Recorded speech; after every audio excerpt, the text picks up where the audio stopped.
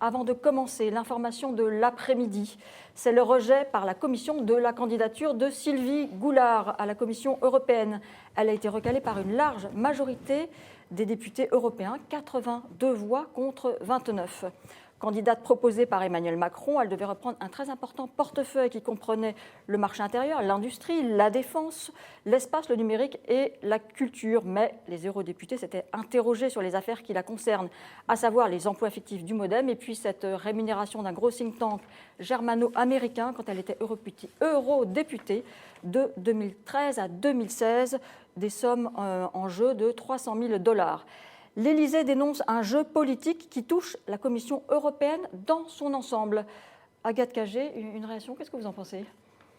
Je pense que ça touche d'abord l'image de la France et l'image de la France comme moteur de l'Union européenne.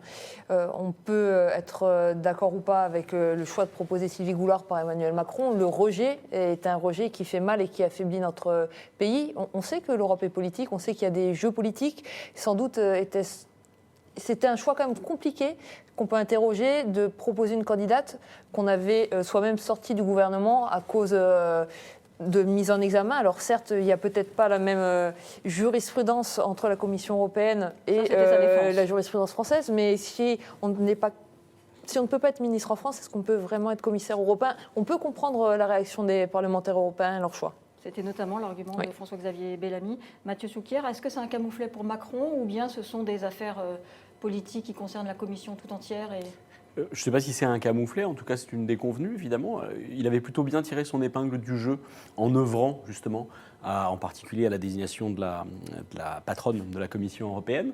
À l'époque, tout le monde avait considéré qu'il avait œuvré de façon plutôt habile en lien avec Angela Merkel. Donc à l'époque, il était sorti plutôt auréolé de cet activisme.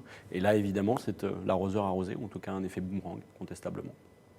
Est-ce que c'était un bon choix selon vous, Daniel Bilalian ? Visiblement non.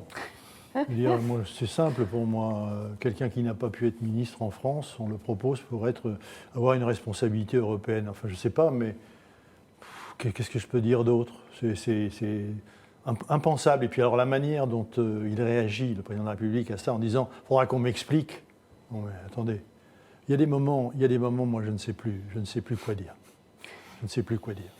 Marie Viseau, alors est-ce que c'est une vengeance de la Commission qui n'a pas apprécié le coup de force contre le système des Spitzenkandidaten ou bien est-ce que c'était juste un mauvais choix ?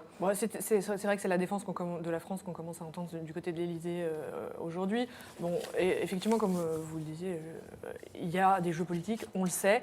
Ce qui est dommage, c'est qu'on envoie se faire canarder une femme qui était, au-delà de tout ce que vous avez dit, qui est très juste, qui était très compétente pour ce portefeuille assez important que la France avait réussi à obtenir.